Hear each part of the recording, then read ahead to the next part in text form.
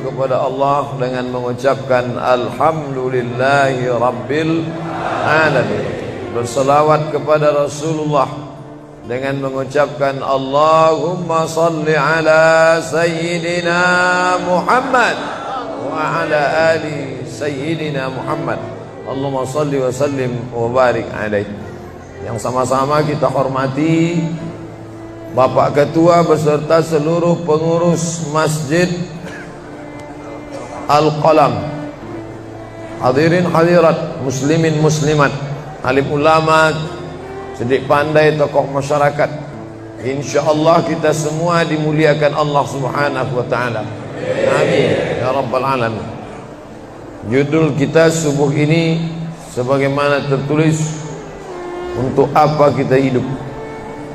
Itulah agaknya yang dibicarakan ibu-ibu di atas sampai ribut betul. Untuk apa kita ini hidup? Pertanyaan ini tidak bisa dijawab oleh akal manusia. Makanya Sokrates, seorang filosof dulu Yunani, berkata, untuk menjawab mengapa kita hidup, perlu hidup 500 tahun lamanya. Tak cukup umur. Mau pikir untuk apa kita hidup. Sampai akhirnya karena tidak sanggup akal itu menjawab, maka diutuslah Nabi Muhammad sallallahu alaihi wasallam. Mata saya hanya bisa melihat apa yang ada dalam masjid ini saja. Saya tak tahu berapa banyak jamaah di luar. Maka karena mata ini terbatas, saya ini manusia yang lemah.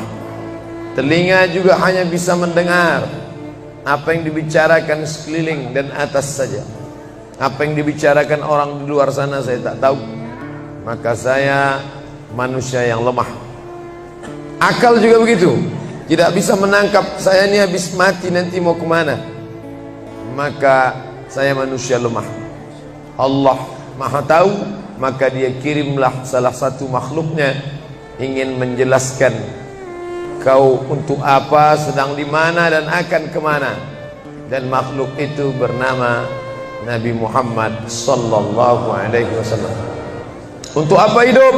Langsung dijawab, wa ma khalaqtul jinna wal insa illa liya'budun. Tidak ada makhluk yang kuciptakan, baik jin maupun manusia, kecuali untuk beribadah. Cara beribadahnya bagaimana? Langsung dijawab, wa ma arsalnaka illa rahmatan lil alamin. Bagaimana cara perbuatannya? Langsung dijawab, laqad kana lakum fi rasulillahi uswatun hasanah. Maka Al-Quran itu menjawab pertanyaan-pertanyaan. Yas'alunaka 'anil mahid, mereka bertanya kepadamu tentang perempuan haid. Qul huwa adza, katakan itu kotor, tidak baik. Yas'alunaka 'anil yatama, mereka bertanya kepadamu tentang anak yatim. Yas'alunaka 'anil khamri wal maisir, mereka bertanya kepadamu tentang khamar dan judi. Yas'alunaka madza yunfiqun, mereka bertanya kepadamu apa yang mesti mereka sedekahkan. Yas'alunaka 'anil ruh, mereka bertanya kepadamu tentang ruh. Qulir ruhu min amri rabbi, katakan ruh urusan Allah Subhanahu wa taala. Wa ma utitum minal ilmi illa qalila, tidaklah kamu diberi pengetahuan tentang itu melainkan hanya sedikit saja. Jadi Al-Quran menjawab berbagai pertanyaan yang tak dapat dijawab oleh survei, tak dapat dijawab oleh lembaga penelitian riset. Dia menjawab apa yang tak bisa dijawab akal manusia. Pepatah Melayu berkata, kalau galah panjang sejengkal, jangan laut hendak diduga. Galah artinya bambu. Orang kalau naik rakit bambu mesti ditanamkan ke dalam sungai. Kalau panjangnya cuma sejengkal, jangan laut hendak diduga. Itulah orang yang terlalu memaksakan akalnya, akhirnya ngomong sendiri dan senyum sendiri. Akhir puncak daripada akal adalah ngomong sendiri, senyum sendiri. Angkot lewat pun dia senyum. Na'udzubillah. Oleh sebab itu kita yang sangat rendah, hina ini mengaku lemah. Aku berserah kepada Engkau ya Allah. berserah itu bahasa Arabnya istislam. Makanya kita ini tadi mengaku di hadapan Allah hanifan musliman, aku condong kepada kebenaran, musliman, dan aku hanya berserah diri kepada Engkau ya Allah ya Rabbal Alamin. Makanya apa kata Allah kita ikut. Padahal ini akhir pekan, weekend, maunya santai, tapi kita ikut apa kata Allah Subhanahu wa taala. Bangun subuh ikut. Padahal ini mestinya santai di rumah, tidur-tiduran, membalaskan sakit hati hari Senin, hari Selasa, hari Rabu, hari Kamis, hari Jumat. Ini hari Sabtu, tapi justru hari Sabtu bersusah payah, berdingin-dingin di luar. Bahkan kabarnya jam 3 sudah ada yang datang ke masjid ini. Bahkan ada yang mabit di samping danau. Bayangkan itu, orang mabit di Musdalifah, yang mabit di samping danau. Oleh sebab itu maka ini apa yang membuat makhluk ini bisa begini? Itu semua adalah orang-orang yang mengerti untuk apa kita hidup. Karena hidup adalah untuk beribadah. Bangun tadi dari tidur langsung beribadah. Buka mata, ibadah pertama adalah zikir. Alhamdulillahillazi ahyana ba'dama amatana wa ilaihin nusyur.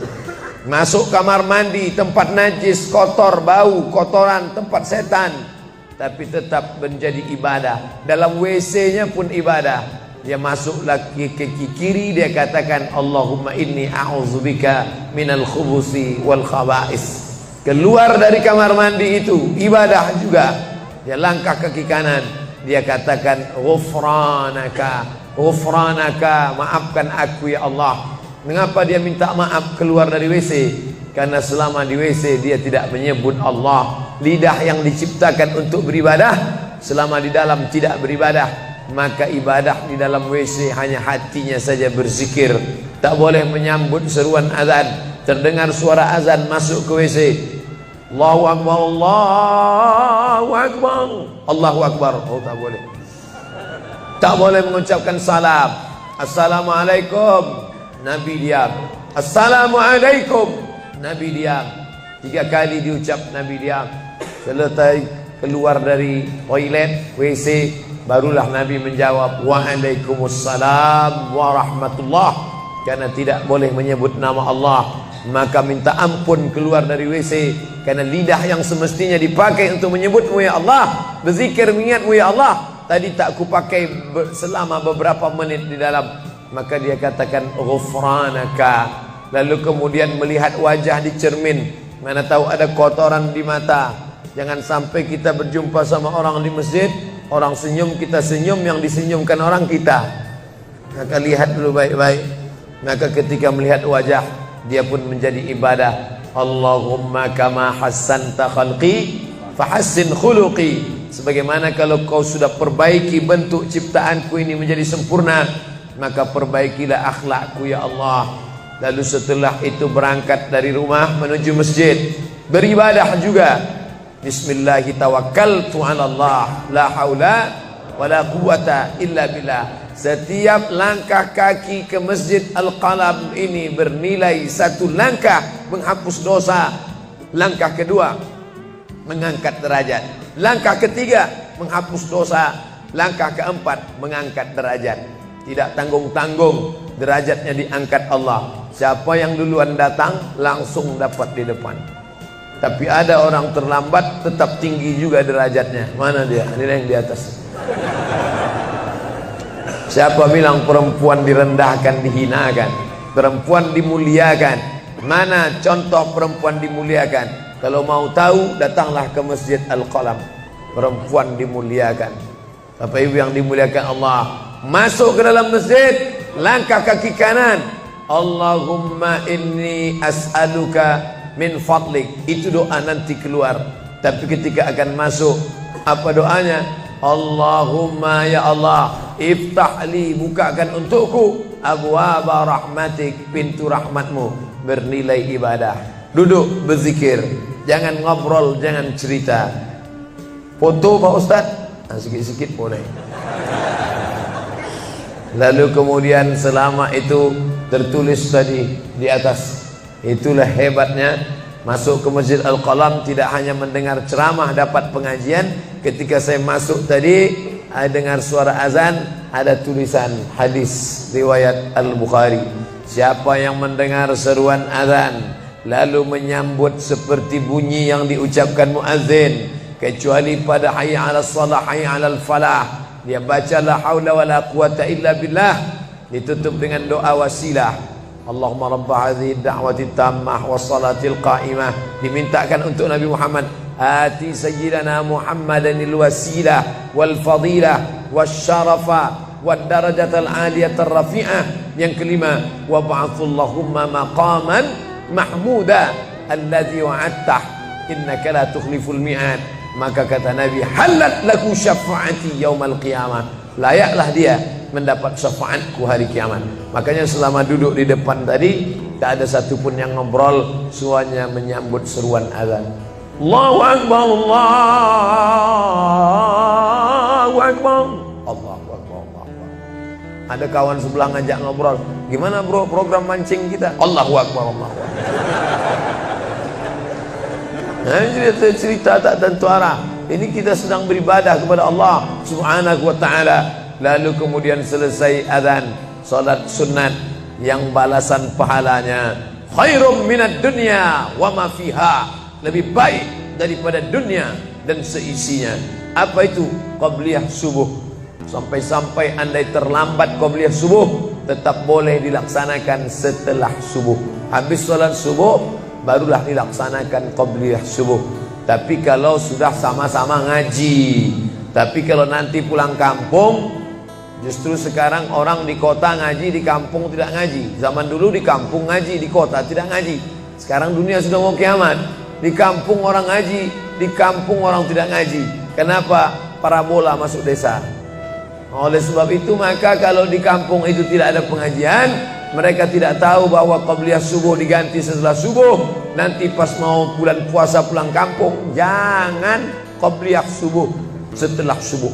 Karena nanti begitu mereka lihat, loh apa tuh? Sejak tinggal di Bekasi ikut aliran sesat. Dan dia tidak tahu bahwa sholat qabliyah subuh itu jangan sampai tinggal. Andai tertinggal, tetap dilaksanakan setelah sholat subuh. Ayatnya diatur. Ayat pertama, qul ya ayyuhal kafirun. Ayat yang kedua, qul huwallahu ahad, Allahu samad, lam yalid wa lam yulad wa lam yakul lahu kufuwan ahad.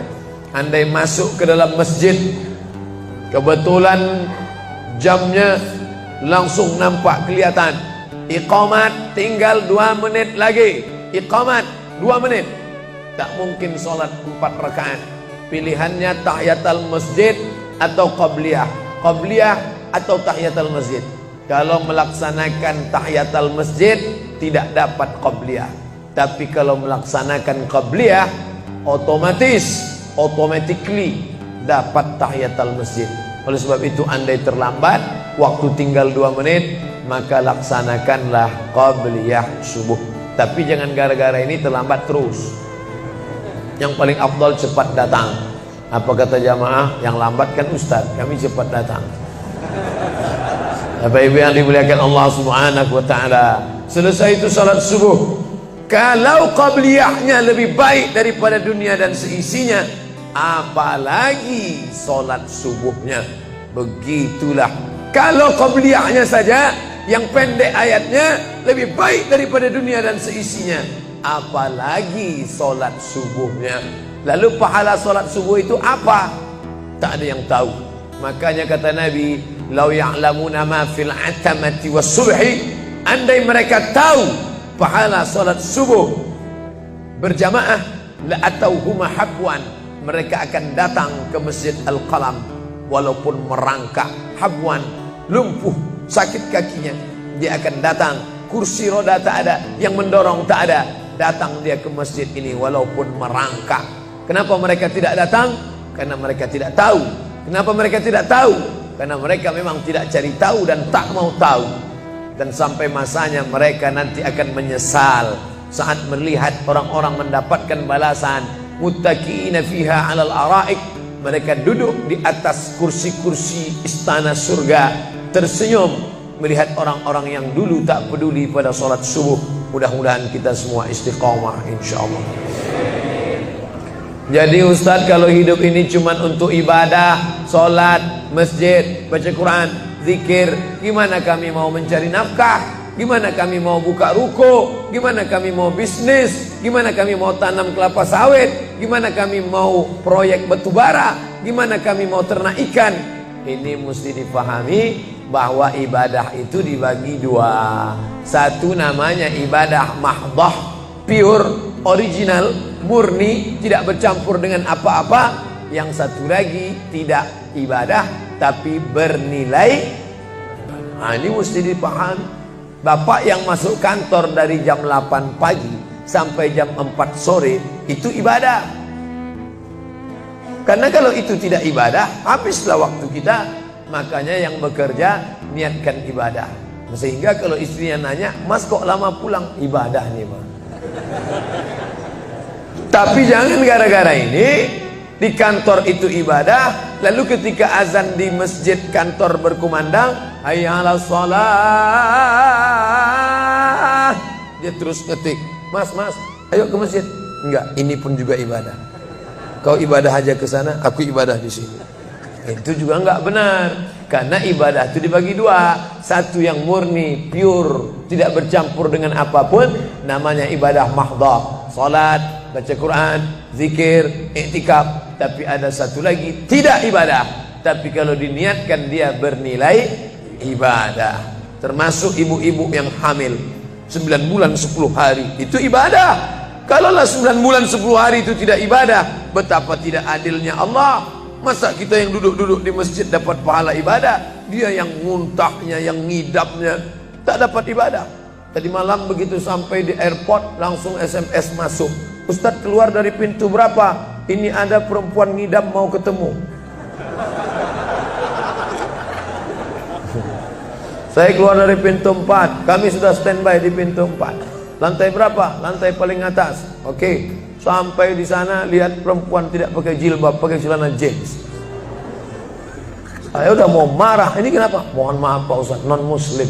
Astagfirullah. Rupanya non muslim hamil ngidam mau jumpa Ustadz Somad. Mudah-mudahan anaknya jadi anak solid.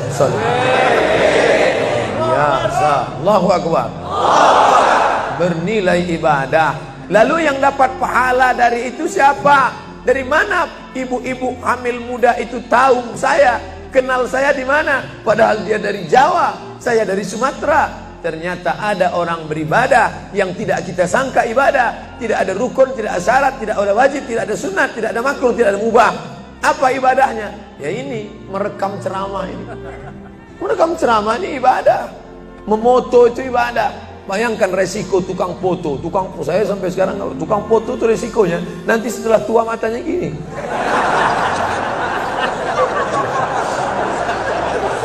Tapi kalau mereka niatkan ikhlas untuk ibadah, maka insya Allah sehat walafiat. Ini sampai sekarang yang banyak moto-moto ustadz itu mana ada matanya tetap aja sehat.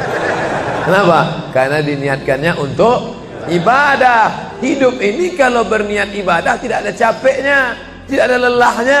Kenapa? Karena mengharapkan balasan dari Allah. Ilahi anta maksudi wa ridhaka matlubi. Yang kumaksud hanya Engkau ya Allah, dan ridhamu lah yang kucari. Suatu ketika saya sampai di sebuah kabupaten kota, saya tanya ke Pak Bupati, "Pak, ya, kenapa Bapak buat pengajian untuk PNS hari Kamis pagi? Pagi Kamis buat pengajian tabligh akbar. Apa manfaatnya menurut Bapak sebagai pimpinan daerah?" Ternyata Ustadz Somad, kami sudah coba formula macam-macam untuk PNS ini. Pertama kami undang motivator dari Jakarta.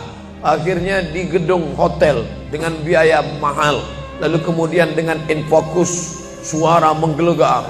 Semangat, semangat, semangat. Keluar dari situ lesu. Motivatornya pulang, pegawai letoy. Akhirnya kami buat undang tentara dengan bapak polisi, baris berbaris, siap, siap. Pak polisi pulang, gak siap lagi.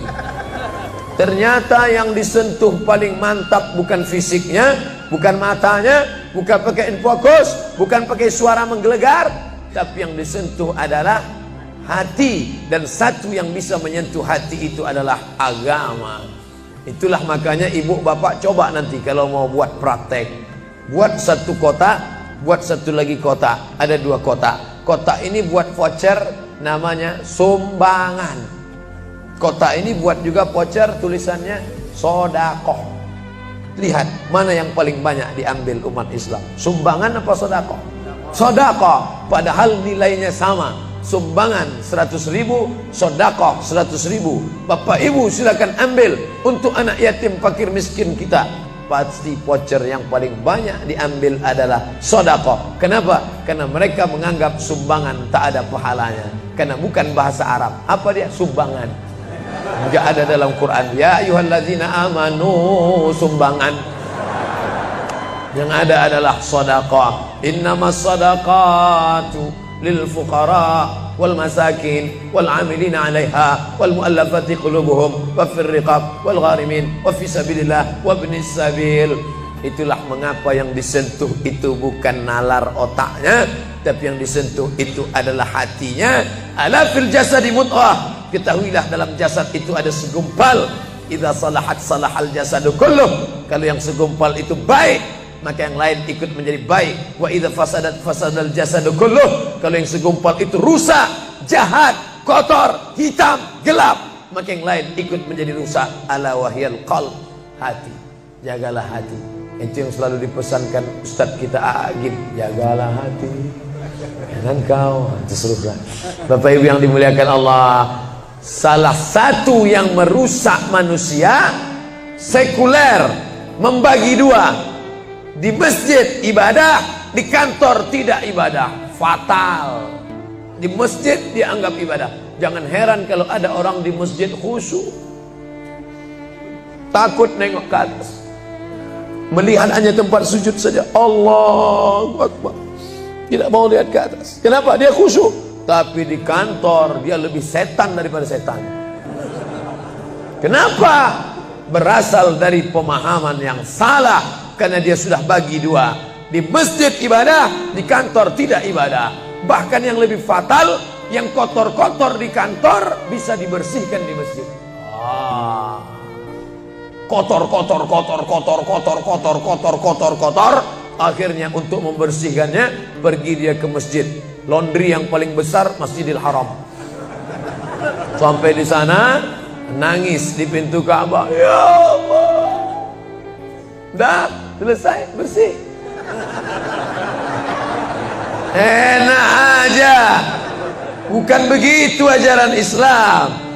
Labbaik Allahumma labbaik, labbaik Allahumma labbaik. Apa kata malaikat? La labbaik wala sa'daik. Kau tidak dapat panggilan, kau tak dapat kebahagiaan, kau tak dapat haji mabrur, kau tak dapat surga. Zaduka haram, karena kau berangkat dengan uang haram. Oleh sebab itu pemahaman Islam mesti utuh. Semua adalah ibadah.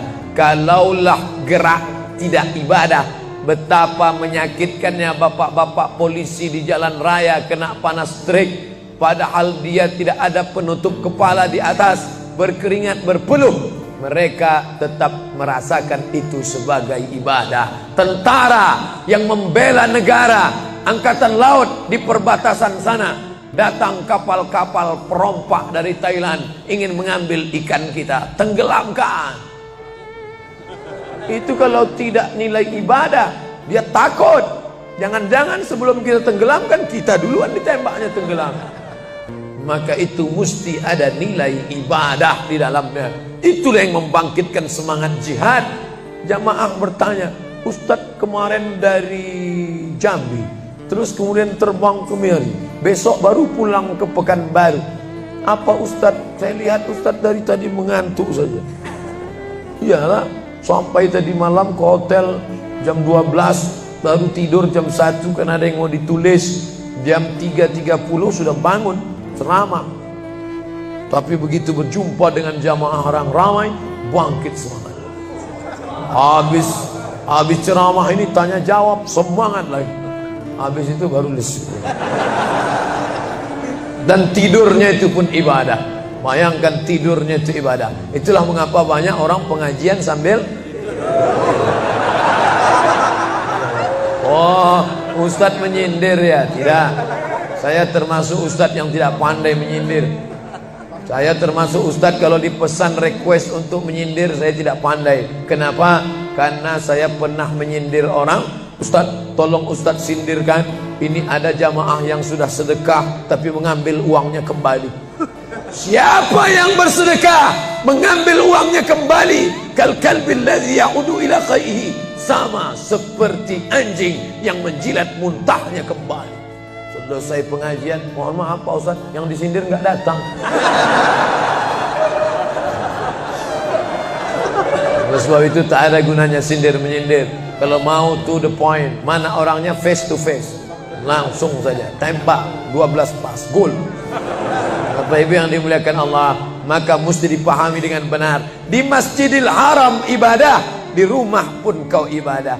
Istri yang dari mulai pagi memasakkan suami, dibantu oleh pembantu membuatkan minuman, membesarkan anak, menyusukan anak 2 tahun lamanya, melahirkan, meregang nyawa ibu melahirkan anak, ibadah. Makanya kalau dia meninggal dunia saat melahirkan, matinya mati syahid. Saking senangnya suaminya mendapatkan seorang istri yang syahid, tak menangis dia. Begitu tegarnya bapak, tidak meneteskan air mata. Tidak Pak Ustaz, aku melepas seorang syahid, 3 syahid lagi siap menanti. Peace, damai. Biasanya ibu kalau bawa cerita ini, kalau gini pulang aja lah kita ya. Nah, bercanda. Serius sekali. Nah, tapi yang saya katakan tadi itu semuanya ibadah badan. Melangkah dari rumah, ibadah badan. Membukakan mata, ibadah badan. Mendengar ceramah, ibadah badan. Membaca Quran, ibadah badan. Berzikir, likulli sulama minkum sadaqah. Setiap tulang-tulang sendi ada sedekahnya. Subhanallah, subhanallah, subhanallah, subhanallah, subhanallah, subhanallah. Itu ibadah badan. Tapi ada bukan ibadah badan. Apa dia? Itulah yang 7 macam. Zakat, wakaf, infak, sedekah, wasiat, hibah, ghanimah. Nah, itu ibadah harta. Mana yang lebih banyak? Ibadah harta apa ibadah badan? Ibadah badan.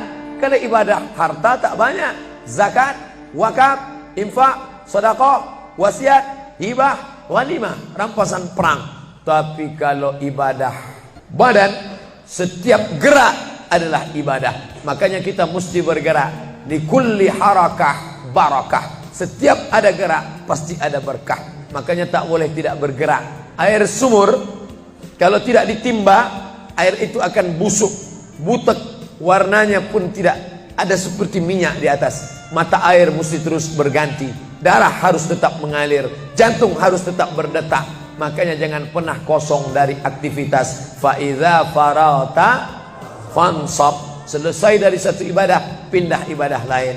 Selesai ibadah tegak, pindah ibadah ruku. Habis ibadah ruku, pindah ibadah tegak. Habis ibadah tegak, pindah ibadah sujud. Habis ibadah sujud, pindah antara 2 sujud. Selesai sudah salat, lalu kemudian puasa. Selesai puasa, lalu kemudian berzakat. Selesai zakat, lalu kemudian mengitari Ka'bah. Subhanallah walhamdulillah wa la ilaha illallah wallahu akbar. Selesai itu melontar jumrah. Selesai itu menggunting rambut. Selesai itu berzikir. Tidak pernah kosong. Sampai kapan?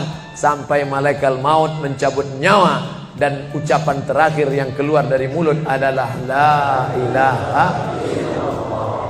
Itulah jawaban tentang pertanyaan untuk apa kita hidup di dunia. Nanti kalau ada anak, ibu, bapak, tetangga, kawan, sahabat, andai tolan bertanya, untuk apa kita ini hidup? Tak usah jawab, putarkan aja videonya. Itulah enaknya zaman sekarang. Kalau dulu mesti diingat. Saya dulu pulang sholat Jumat, mak saya manggil, sini ya mak, ceritakan apa isi khutbah khotib tadi di masjid. Gini. Itulah awal saya ceramah. Jadi saya paham mengapa saya menjadi ceramah sekarang. Dan saya tidak pernah merasa menceramahi bapak ibu. Saya tidak pernah merasa mengguru-gurui. Saya hanya seperti seorang anak sedang bercerita pada ibunya saja. Tadi mak, kata khotib itu begini. Anak sekarang enggak. Apa kata khotib tadi? Ini MP3-nya mak. Bapak Ibu yang dimuliakan Allah Subhanahu wa taala, ibu yang mendidik anak-anak ibu ibadahnya luar biasa. Itulah mengapa ibu lebih tinggi derajatnya daripada laki-laki. Ilzam rijlaiha, kau urus tapak kakinya, fatammal jannah, kau dapati surga di sana. Di bawah tapak kakinya surga, al jannatu surga, tahta di bawah aqdam kaki al ummahat, ibu-ibu. Kenapa begitu? Karena ibadah dia yang luar biasa, tidak bisa dilakukan oleh laki-laki. Salat kita bisa, puasa kita bisa, tawaf kita bisa, sa'i kita bisa, melontar jumrah kita bisa, tahallul kita bisa.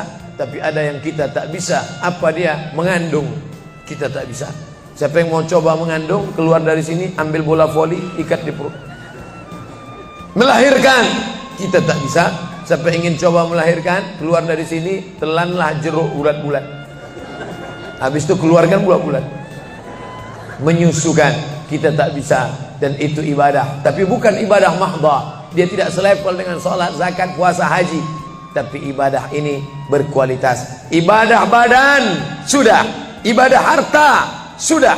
Ada ibadah yang terakhir, yang ketiga. Kalau ibadah badan berkeringat, lelah, capek. Ibadah harta, duit habis.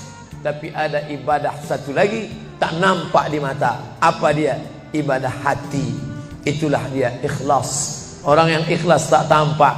Ikhlas, ridha, qanaah, tawakal, zikir, muhasabah, muraqabah, tazkiyatun nafs, mensucikan hati dari penyakit hati, riya, sum'ah, takbur, sombong, hasad, busuk hati. Itu ibadah. Kenapa begitu? Disitulah letak adilnya Allah. Man bana masjidan, siapa yang bangun masjid, banallah mislahu baitan fil jannah, dibangunkan Allah untuknya satu istana di dalam surga. Bapak ibu yang ikut membangun masjid ini, mudah-mudahan diberikan Allah Ta'ala balasan melimpah ruah.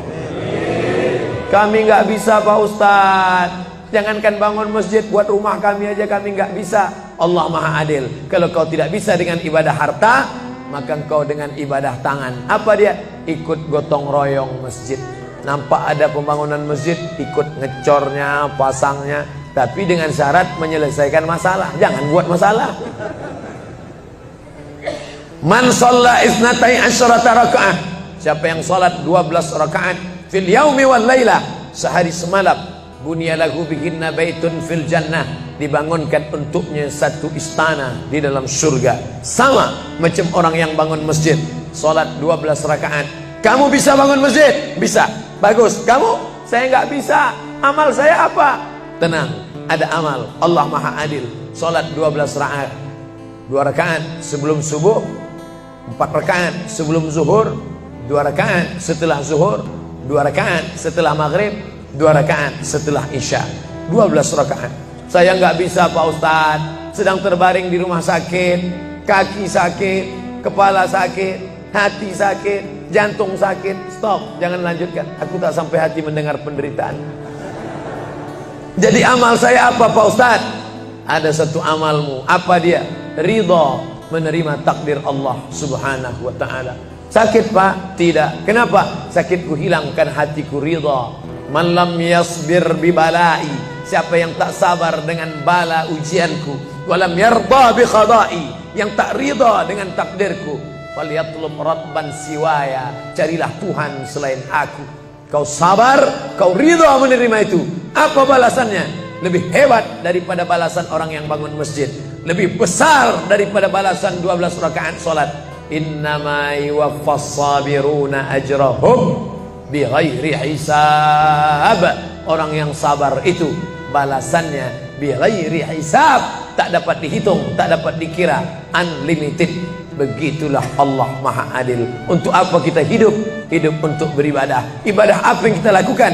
Ibadah badan, ibadah harta, ibadah hati. Yang sudah melaksanakan tiga-tiganya, alhamdulillah.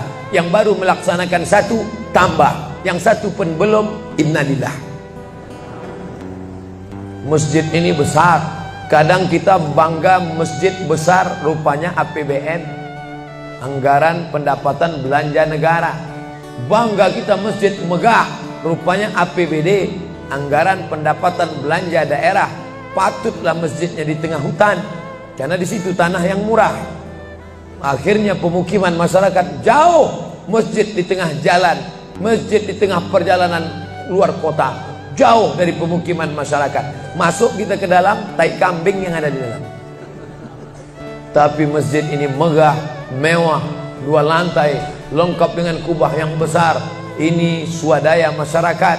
Saya tahu ini dari mana? Jamaahnya cerita. Kalau tidak, mana saya tahu. Ini masjid ini asli swadaya Pak Ustaz. Lama membangunnya Pak? Enggak lama, sebentar saja. Sebentar saja, sekejap langsung terkumpul 7,6 miliar uang.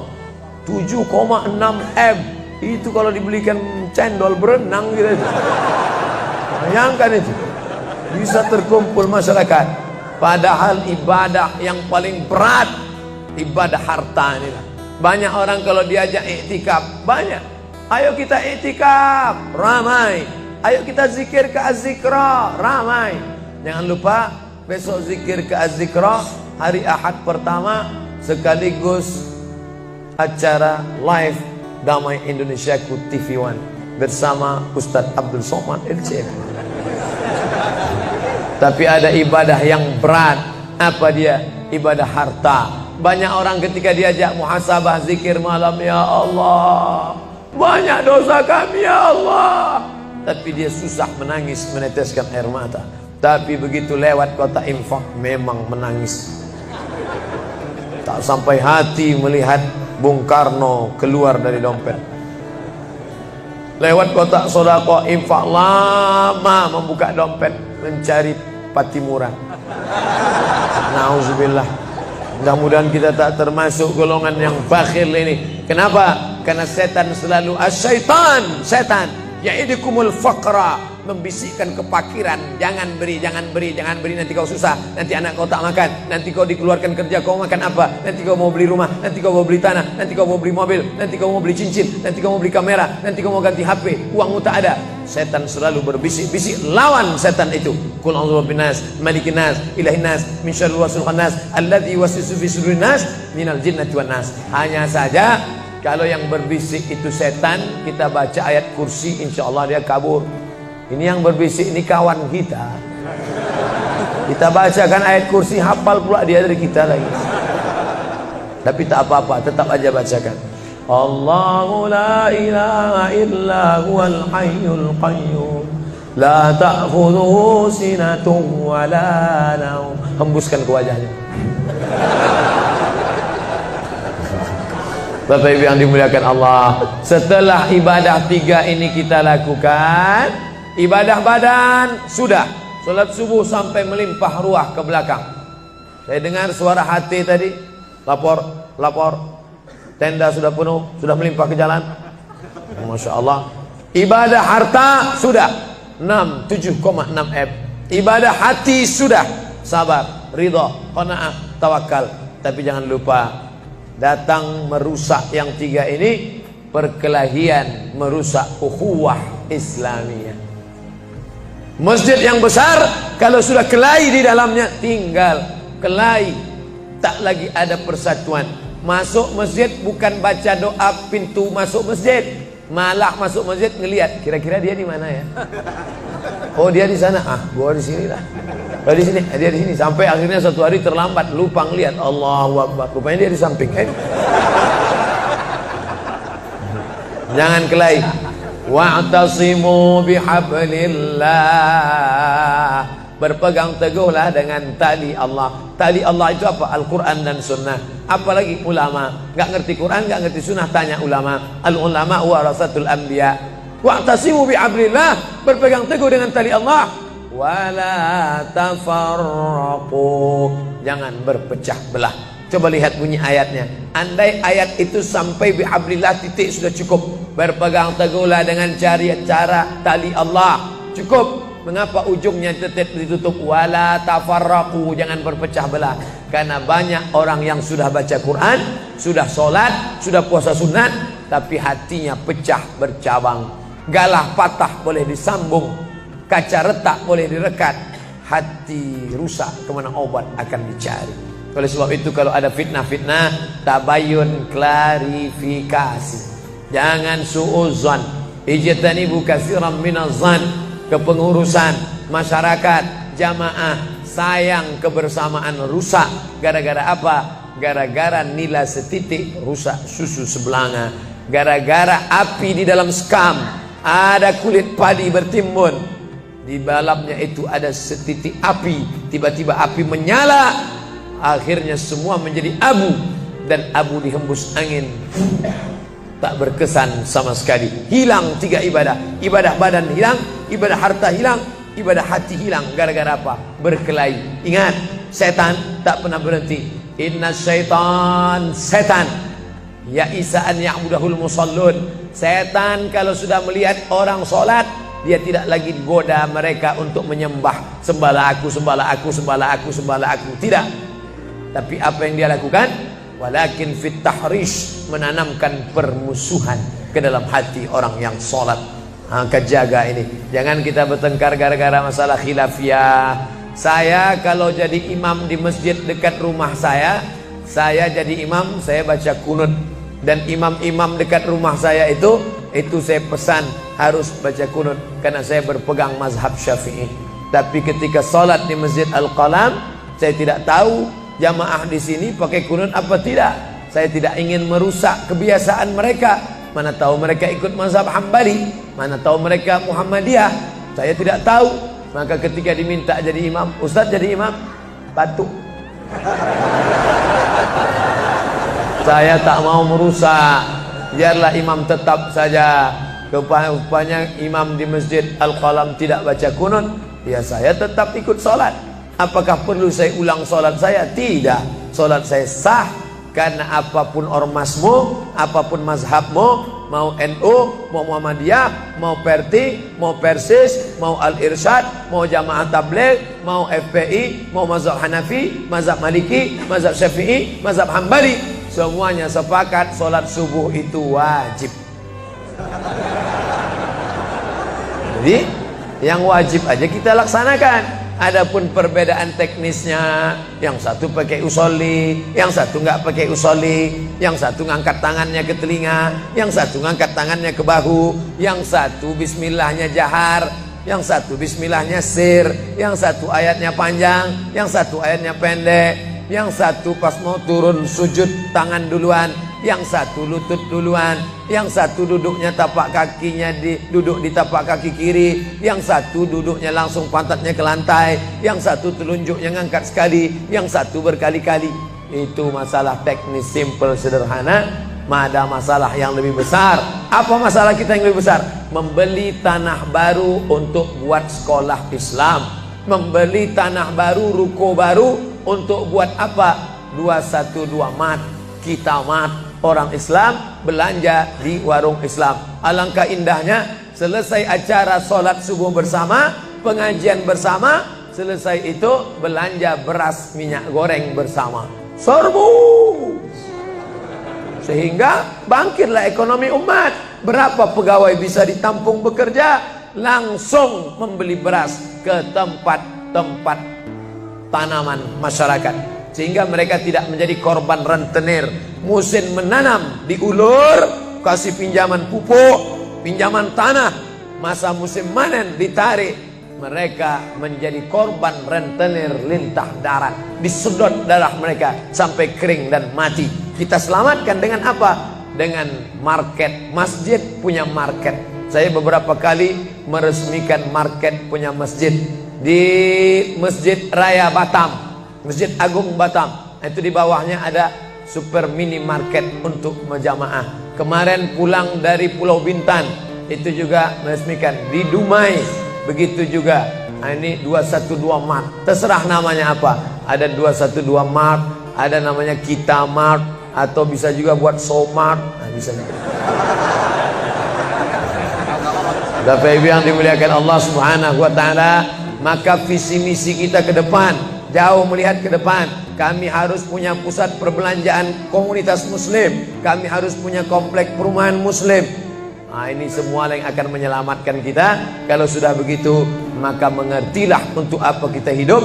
Dan setelah itu kita pun mati dalam keadaan tenang. Baru anak kita bisa berkata, mari kita antar jenazah almarhum Abdul Somad menuju tempat peristirahatan terakhir. Karena memang benar-benar istirahat. Tapi berapa banyak orang tidak istirahat, karena amal badan tak ada, amal harta tak ada, amal hati tak ada. Tak pernah memikirkan masjid, tak pernah memikirkan umat, tak pernah memikirkan belanja umat, tak pernah memikirkan pendidikan anak-anak umat. Akhirnya mati yang layak untuk dia. Mari kita antar dia menuju azab pertama, akan menyusul azab-azab berikutnya. Na'udzubillah.